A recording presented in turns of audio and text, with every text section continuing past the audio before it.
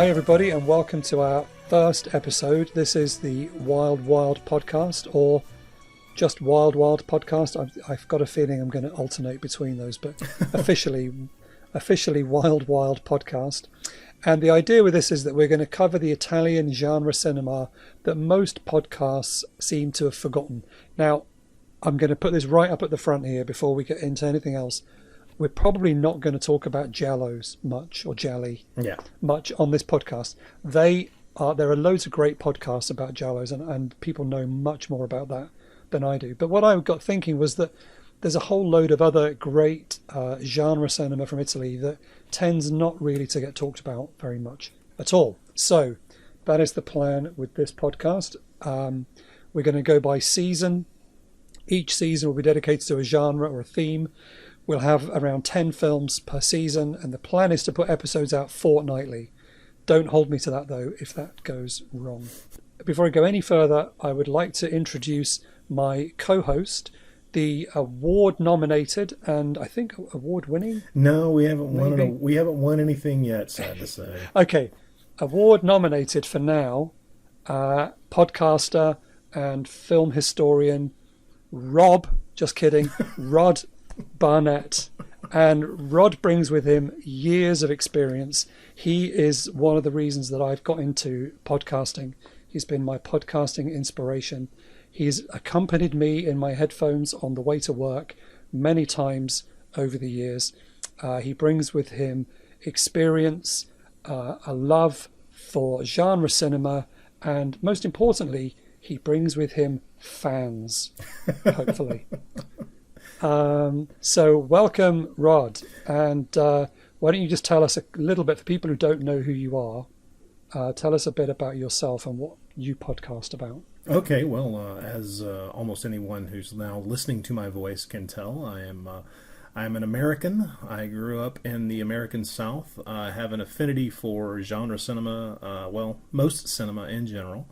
And about 11, going on 12 years ago, I decided to start a podcast of my own, simply because the subject matter that I wished there was a podcast about did not have a podcast attached to it. At the time, I was rather sad that one of my European genre heroes, Paul Naschy, had passed away, and I had in the years before his passing away had the dream that one day I might be able to actually meet him, and so I went searching for a podcast that talked a good deal about his movies. Couldn't find one, and decided, to hell with it, I could make one of my own.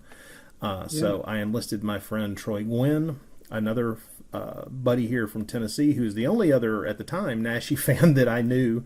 He and I would often get together and watch Paul Naschy films, just because we didn't want to have to explain ourselves to all our other friends while we were watching. What were the odds? What were the odds that there'd be two Paul Naschy fans in Tennessee? It seems so bizarre. Pretty good when you think about the fact that my general curiosity about Paul Naschy started probably late 80s, early 90s, when I was reading about him in different magazines and things of that nature, things like Psychotronic and other magazines that focused on European horror as well. And then when you go in search of these things, as you do, and started to find a few. Was able to find a few of the old VHS tapes that were released in the 80s to watch, that were still on shelves in these old mom and pop stores. And then Troy had become a friend around that same time, and actually had a couple of them on videotape himself, and so he loaned them to me, and so that's kind of how that grew. Because I remember distinctly him having a videotape that had Count Dracula's Great Love and another film that wasn't a Naschy film on there, and that I think that was probably the first time that I got to see that perplexing film and be kind of aware that Naschy didn't just play werewolves. So I can just imagine you spotting those videos on his shelf and then knowing right away that you've got a friend for life here. well, that's just it. I mean, it's not a joke. You can ask him that when we got together to watch Naschy films, we didn't invite other people because we just, we knew it was a really niche thing. So we started this podcast beginning of 2010. We called it the Naschy Cast because it seemed like the most appropriate title. And we're still going strong, although we don't podcast. We don't put as many episodes out as we used to. We used to do it monthly. We used to do deep dives. Each episode was a deep dive into a single film.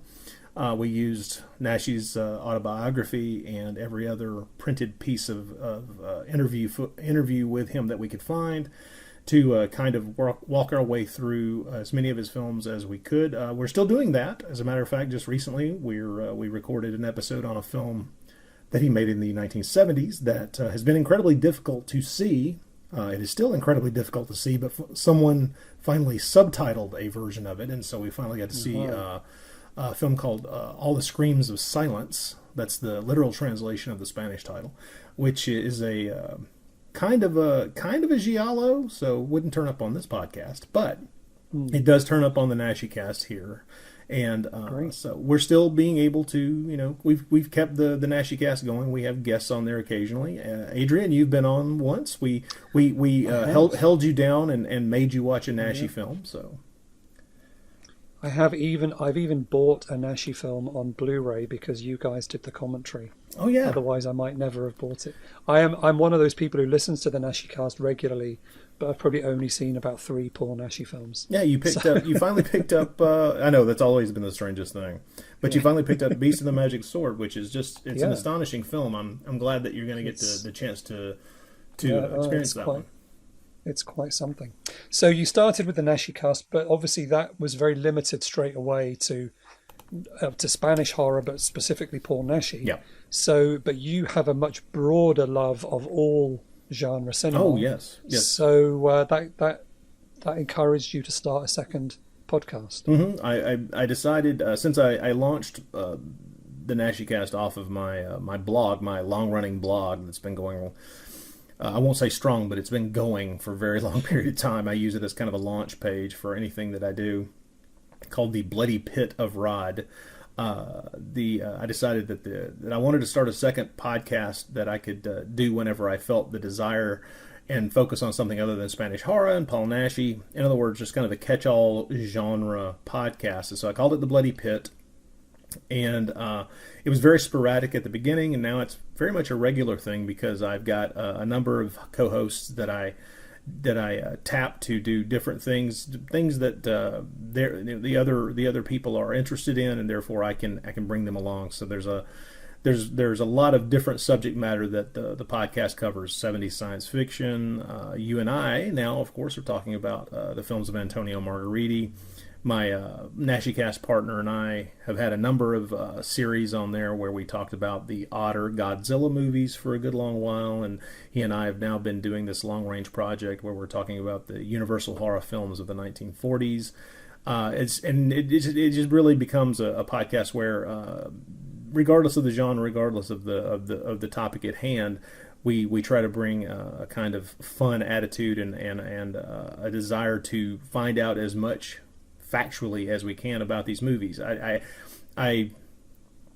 like you, I listen to a lot of podcasts, and I have a tendency to not be able to deal with podcasts for very long when the people involved in them are not serious about the research that they do. In other words, if they're just there to say, "Oh, I like this," and then move on, I can't really get behind that because I like it too. I would, and I need more to know. I need more to go on for my entertainment time than someone telling me that they like the movie as well. It's like, well, can we ask the next question? Well, what did you like about it? What did you think of this? How did it? These are the questions I want to hear podcasters talking about when they're talking about movies. Is not some kind of generalized thing. That's Entertainment Tonight. That's fluffy hit pieces telling you that a movie exists. Wow. But you're really setting a high bar here for us to have to follow now. Oh, don't worry. You've proven yourself in the past, so don't worry about it. So it was your podcasting on Antonio Margheriti that inspired me to start my own Margheriti blog, which has been going now for about 4 years. slowed down recently because the pandemic has made it more difficult for me to fit anything extra in like that. But Yeah. obviously, apart from starting podcasts, I seem to have loads of time for that. But yeah, so you guys were a big inspiration to me. I mean, perhaps we can talk a little bit about Italian film in particular. I get the sense from your other podcasting work that you have been watching Italian genre cinema your whole life. Whereas for me, I'm a bit of a late starter on that, I think. So, yeah, I mean, for you, it goes back a long way, am I right? Well, it goes back, at the very least, it goes all the way back to late 80s, early 90s. That's when I started to become intrigued by this stuff. So I guess, yeah, I've been watching it rather feverishly, especially in the 90s. So a total of 30 plus years. So yeah. I mean, I've spent a lot of time thinking and obsessing over some of this stuff for about 3 decades. Man, now I feel old. God, yeah, it's been that long. And in America, you got Peplum films shown on TV quite regularly on Saturday mornings and things like that, didn't you? Like, there seems to be a lot more of that kind of thing on American television than we've had over here in the UK, I think. Yeah, when you told me a few years ago, when you told me that you were unaware of this phenomena and that this just wasn't something that was part of your experience growing up, I thought that was odd, because to me, that's one of the things that makes that's one of the things that kind of explains why it's been such a hard climb to get the Peplum films released on Blu-ray over here, I think, is that the general perception is because of the subject matter and the way the films look, and the fact that when I was growing up watching them on television, they seemed to be placed in a position to be seen by children. It seems that there's a kind of looking down the nose at that genre that I don't think is in evidence everywhere else in the world, because there seems to be a lot more respect paid to them, well, especially in the country they were produced in, where there seems to be some affinity for them as well. But over here, you really do have to walk uphill to get people to take those things seriously, which is a real shame. It's a bit of a shame, and I think that maybe because it was such a short-lived genre. I mean, without it, there's the occasional spasm of sword and sandal films that happens. There was a few, it reoccurred again in the '80s for a little while, and I think when Conan the Barbarian was made, there was a lot of knockoffs of that, and interest in the genre there. But in general, I think it was so short. Post-Gladiator as well in the early 2000s, we had a whole bunch. But in general, that genre, it was part of my childhood, along with seeing Hammer films on television and things like that. Years before I had any idea of just how those movies, seeing those movies at a young age was really going to affect me and kind of turn my tastes into particular directions. Yeah, see, for me, when I was growing up, it was pretty much all about Hammer horror and British film, and that was really what I've grown up knowing, and Hollywood stuff. I remember watching Black Sunday on TV when I was a teenager, Mario Bava's film, and being really struck by how amazing it looked, but I couldn't understand why the acting was so bad. And I think it's because it was an English dubbed version on late night telly. And that's probably the first time I'd seen a Bava film. And then maybe about 15 years ago, Danger Diabolik came out on DVD. Ah, yes. And I can't remember. I think by that point I was in sort of email groups where you'd be in a group with like-minded fans, and this kind of thing would get recommended. And that's when my taste started to expand a little bit, but even then I didn't suddenly start diving into I didn't really know who Mario Bava was. I mainly knew the film Danger Diabolik from the Beastie Boys video. So I'm pretty inexperienced. I had a friend who was really into Dario Argento, and he lent me Suspiria on video when I was about 17, and I got 10 minutes in and turned it off. I thought it was terrible. Oh, I wasn't ready. I just didn't get it. So I've come to it all quite slow. It was only really within the last 10 years, really, partly through my academic kind of trying to develop an academic career. And I went to a couple of conferences and met some other people who were into this sort of stuff, and they started to open my mind to the worlds of Bava and Argento and all this sort of stuff. I mean, I've been this close as I am to the microphone here. I've been this close to Dario Argento. Wow. But I didn't really care at the time. I took a little video on my phone and that was it, because I was like, I've never seen any of his films. I know he's famous, but this was probably back in about 2013. I was at the BFI and they had an Argento season, and I just happened to be in the library there. So I popped down to see him wander past. Oh my goodness. I know, rubbish. So yeah, so it was partly through the encouragement of my first PhD supervisor, a great writer called Leon Hunt. He wrote a book recently on Danger Diabolik, and he's got a Mario Bava book coming out soon. And he really sort of inspired me to look a bit more closely at Italian cinema, and I ended up talking quite a lot about Italian cinema in my PhD thanks to his encouragement. And I realized that there was this whole world of cinema that I'd basically been completely unaware of. Like, I'd never seen a Giallo film or any of this stuff. So I was coming to this all very late, and also listening to other podcasts. Obviously, the B Movie Cast. Yeah. They would sometimes talk about Italian horror, and I think that was where I first heard about the film Wild Wild Planet, which is an astonishing piece of work. Which is amazing, and I think I bought that on the recommendation of Vince Rotolo, who was the host of the B Movie Cast, and so I've come to it all late. So I'm playing catch up. So a lot of the films that we're going to try and cover in the podcast, I'll probably be watching for the first time as we go through. Well, of the 10 films we're going to be of the 10 Italian science fiction films that we'll be covering, having looked at the list, there are a few on there that I haven't seen before too. And in general, the reason I haven't seen them is because I chose not to. So beware, beware, people, beware. Yeah. So our first season, let's get into that. Our first season is called Italiani nello spazio, which I hope means Italians in space. It already sounds as if your Italian is better than my Spanish or my French. Well, so good. I have been learning Italian for about 3 years, so I'm trying, but don't put me in a room with anybody from Italy, please. And I wouldn't handle, but I'm trying a little bit.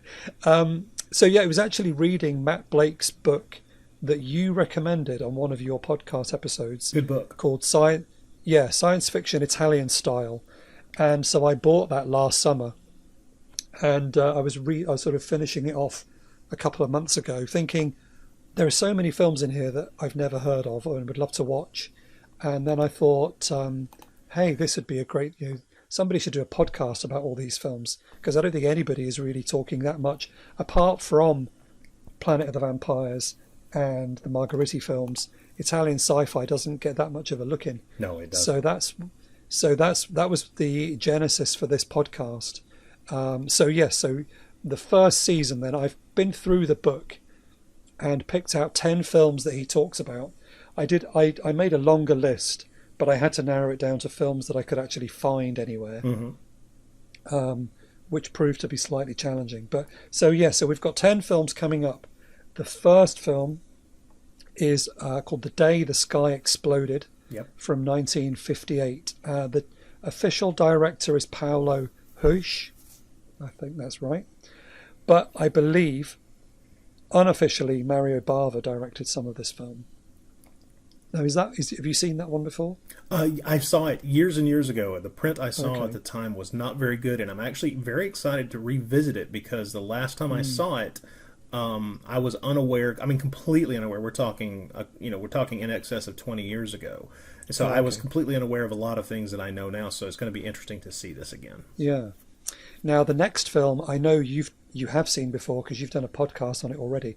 Now, I will say that in general, if there are films that are coming up that you have podcasted about before, we'll just skip them, because I don't want to make you feel like you're treading on ground. Well, first of all, if you're talking about Assignment Outer Space from 1960, I haven't done a podcast on that film, and the reason I haven't Oh, I thought is you did. no. I did write. I did I've- write a lengthy treatise on it called Assignment Boredom, uh, years and years ago. This is and, I must have dreamt it then. I'm sure I heard you guys talk about it. well, I have talked about it at an angle, but not as the subject of an Okay. episode, because That's fine. it still stands out to me as one of the Antonio Margheriti films that at the time I found utterly awful. And so the fact that that's part of this list is wonderful, because I have not revisited that movie in more than 15 okay. years, and this gives me the chance to, with a lot more experience under my belt, kind of reassess it and see if I find it to be more interesting than I did the first time. I mean, the reason I've put it on the list is because it's quite significant. Many people say that it's the first proper Italian science fiction film, although The Day the Sky Exploded did come 2 years earlier. But it's certainly a very important one in terms of Italian science fiction, and also, of course, in Margheriti's career. Yeah. So yeah, Yeah. that'll be a fun one to go to. The next film I've got on the list is called, 002 Operazione Luna, or 002 Operation Moon. Now, Yeah. this one is interesting because it's a Lucio Fulci film, and not many people may know that Fulci did a science fiction comedy in his earlier days. Well, most people who are apparently big Fulci fans are unaware of anything that he did before roughly 1979. So yes, That's true. let's focus on the fact that there is a reason I've never seen this picture. Not because I dislike Lucio Fulci, I'm quite a fan, but mainly because it's a comedy. And for me, Italian comedies travel about as well as already spoiled milk. So this is going to be intriguing. I'm anticipating I'm anticipating a lot of mental anguish on my part. So we'll see how that one Yeah, goes. it's a Franco and Ciccio. I'm not sure how you pronounce it. Yeah, I'll find out. yeah. It's one of he did a whole load of those guys' comedies, and I believe they're an acquired taste, so that'll be interesting. But then we in the same year, 1965, Mario Bava did Planet of the Vampires, which obviously is a stone cold classic. Yes, brilliant movie. But then shortly after that, I've put in Wild Wild Planet. I picked that one obviously because of the name of the podcast, and of the four Margheriti Gamma 1 films, I think that is the best one. Agreed. So I agree. thought, Yeah. why not go for the best one? So looking forward to talking about that. Now, this is where we get into areas that are slightly more obscure. Well, a couple of them are more obscure. I've got a couple of Alfonso Brescia. You can tell I haven't learned enough Italian. Alfonso Brescia films in here. And the first one is Cosmos, War of the Planets. Yeah, from I think is this one that 1977. Now, Yeah. people will notice that we jumped from 1966 to 1977, Yeah. and there's a reason for that. In that there aren't a lot of Italian science fiction films that were made in that decade plus. So yeah, No, because I am focusing specifically on films where people go to space as well. Yeah. Because we'll do other kinds of sci-fi later. But this in the book there's a bit of a gap, but also of course just in terms of what was available. Now I believe Cosmos War of the Planets is partly a kind of a remake of one of the Margheriti films, but I'll need to look into that a bit more. But I've never seen it, but I believe it's not very good. well, I watched it years and years and years ago to the point where I Okay. really don't have much of a memory of it, other than realizing that I didn't want to watch it again. Let's put it that way. Right. Oh, good. But once Okay, again, good. this is so long ago. One of the joys for me of doing this is getting the chance to revisit these with a purpose. So yeah, Yeah, good. So the next, we've got two Star Wars cash-ins coming up. Star Crash by Luigi Cozzi and The Humanoid by Aldo Lado. Do you have any... which would you say is the better film of those two? here's the thing. I've only watched The Humanoid a couple of times. I remember enjoying it, but I can't remember if I enjoyed it because of who I am or because of what the film is. Let's put it that way. I of course love Star Crash for all the reasons that anyone loves Star Crash. And as a matter of fact, I've done an episode of The Bloody Pit on Star Crash. in which when I covered that, I had 4 different co-hosts who demanded to be a part of the show, which will show you the amount of love that movie has in general. But so Star Crash is a film that I've spent a lot of time thinking and talking about. And The Humanoid, I remember it being very interesting, and I'm looking forward to revisiting it. No, it's amazing. Then we're closing on 2 films that are possibly going to be the worst of the bunch, but hey, we'll find something good to say about them, I'm sure. So we've got Alfonso Brescia's Beast in Space, Yes, which is kind of notorious. There are many reasons for it to be notorious. It's as close to porn as you want to get without saying that, hey, I'm watching a porn film. And there are versions of it that really are actually pornographic. So yeah, but it is in space. Yes, so it's on the list. It's the incredibly small subgenre of sexual intercourse in space. Yes, not a large subgenre, but there it is. No. And speaking of which, the following film is kind of on the fringe there. It's certainly, I would say, is probably softcore. Escape from Galaxy 3 from 1981. Now, this might be better known to some people as Star Crash 2. Mm-hmm. And I've still never seen this. I've been curious about it, but I'm kind of excited to see it finally, simply because it's one of those, kind of check it off the list kind of things for a movie fan. So, yeah, it'll be it's a mixed bag, but hopefully we'll enjoy going through them and just getting a sense of this genre that Italians were doing science fiction at the same time that they were making giallos and all these other things. It should be fun. Now, did you? I want to bring things to a close fairly soon, but looking ahead, so I've put together some plans for possible future seasons that I've sent to you, and I was interested to get your reaction if you've had a look through any of the suggestions that I've made, perhaps things that you would like to do, things you're less keen on doing. Oh, well, everything that you've suggested under the various topic headings has been, I really like the idea. I love the idea of doing, the kind of Polichetsky, the police stuff, especially focused on the 70s things, because there's just, I would have expected, to be honest, there to be more talk in general on podcasts about these kinds of movies, because they are so incredibly entertaining. There's so many of them are so really good, but they don't seem to be talked about a lot. So I'm very excited to kind of try to find a way to whittle. If you want to just do 10 of that genre, man, it's difficult to kind of whittle it down. I actually have a suggestion to add. You've made a list of 12, but I actually have one film that I would really love for you to add to that list. What is it? Violent City. Which is it stars Charles Bronson, and it's an excellent example of something I don't think we really have on the list that you've already created of the Italian genre crime films made in the 70s, where they imported an American star, where they were able to do that. And I think Violent City is absolutely a brilliant movie. I think it's one of the best films that Charles Bronson ever made, and I think he made some really good movies. And if you look at his career, he made some extremely good movies, and I think Violent City is top of the list. And it's so good, and it has a real Italian feel. It also has Telly Savalas. There's just a lot to talk about with Violent City. Great, it's on the list. I just were to whittle it. We can argue off air to whittle that down to 10 films. Good. So I've put that one in partly because obviously Arrow Video have just announced a box set as well of Poliskitesky films. So that's quite exciting. Looking very much forward to that. Yeah, me too. Anything else on here that you like the look of, or perhaps not quite so thrilled about? Well, we need to beef up your list of post-apocalyptic films. There's there's I've just got a few. There are so many, and I hate to say this, and sorry for anybody else who feels differently, but I absolutely love the Italian post-apocalyptic cinema. All of the kind of Mad Max / Road Warrior ripoff films of that period.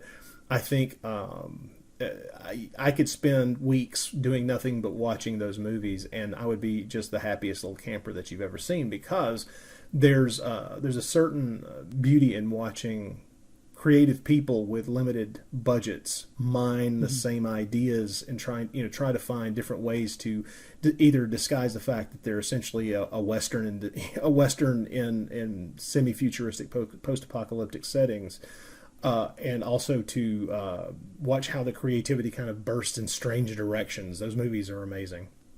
Yeah, definitely. I think my first introduction to those was probably the Bronx Warriors trilogy, Yeah. which just kind of blew me away. I love that film now. Now, Bronx Warriors is amazing. You've thrown out the idea of possibly doing some spaghetti westerns. Now that's a field that of course has been plowed many times, but I think that it looks as if you just from the start of the list that you've put together, I think it looks as if you're kind of wanting to stay with things that are not as often talked about, like things like And God Said to Cain, which I think is a fantastic film to talk about because it has a lot more meat on its bone than just your standard spaghetti western plot. So. Yeah, I mean, I know I said I was going to avoid the Giallo because it's so popular, but then the spaghetti western is probably also very high on the list of people that talk about those. But I figured if we pick some of the slightly less talked about films, then we can probably navigate our way through that. To be honest, the list so far that I've made is just films that I've already got. So I just looked in my cupboard. I was like, oh yeah, okay, we'll start with those. But we'll have plenty of time to build a kind of interesting list of less talked about spaghetti westerns if we dive into that. So now another list that I came up with when I was thinking about popular genres was the Commedia Sexy all'Italiana, and I wondered whether you've got much experience with the sexy comedies of very the little 70s. Because every time I've dipped my toes into the Italian sex comedy, I've come away thinking that the only people who can find these things amusing are Italians, and the reason that anyone outside of Italy is watching these things is because of nudity. Right. Don't get me wrong, I get it, I understand. I too long for the days when you could go to a movie theater and watch a 40-foot tall Edward Fenwick parade around in the Altogether. That's glorious, man. Certainly the perfect afternoon thing to do, whether you were wearing a trench coat or not. But the idea of covering those films, I've never. I mean, that is a genre I know nearly nothing about. It would be a steep learning curve for me, which it actually does not scare me. It actually makes me kind of interested because if you look at those movies, a lot of the people, a lot of the directors, a lot of the actors and actresses that are involved in those pictures are people that I greatly admire in other genres. So who the hell knows? I mean, when you look at it and you say, okay, Sergio Martino made some of these movies. Bruno Corbucci was involved. I kind of get the idea that there might be something there. I don't think. I don't think Italian comedy, in my experience, travels very well, and I don't find most of it amusing. I think that too much of it is taken. I think too much of it is of the moment, and therefore, if you're not in that time period, some of the references completely escape you. But that's not true of all comedies. So who knows? Who knows what you might run across? Yeah. And who can resist a film with the title "When Men Carried Clubs and Women Played Ding Dong"? Well, so far I have resisted it. The same way I've resisted the film with the title "When Women Had Tails." And so, which you would think would draw me like a magnet, but it has not done so. Yeah, we'll see. But yeah, like you said, I mean, I think most of them star Edwidge Fenech as well. So she's going to be the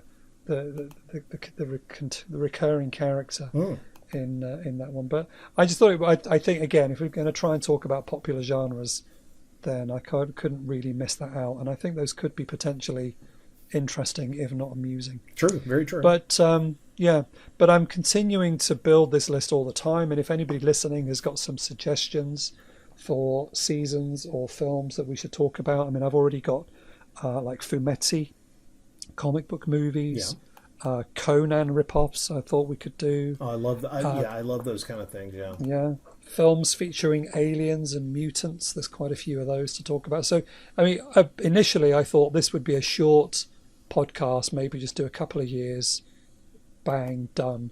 But then I started building up these potential lists, and I started to think, oh, this could last forever. True.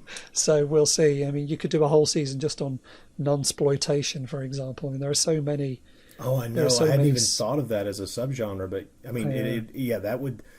Man, you could find 10 films in the nun subject, and there's so much to talk about there because it builds so perfectly and so scarily out of Italy and the whole Catholic Church, the whole religion, and that underpins the entire nation. It's amazing, yeah.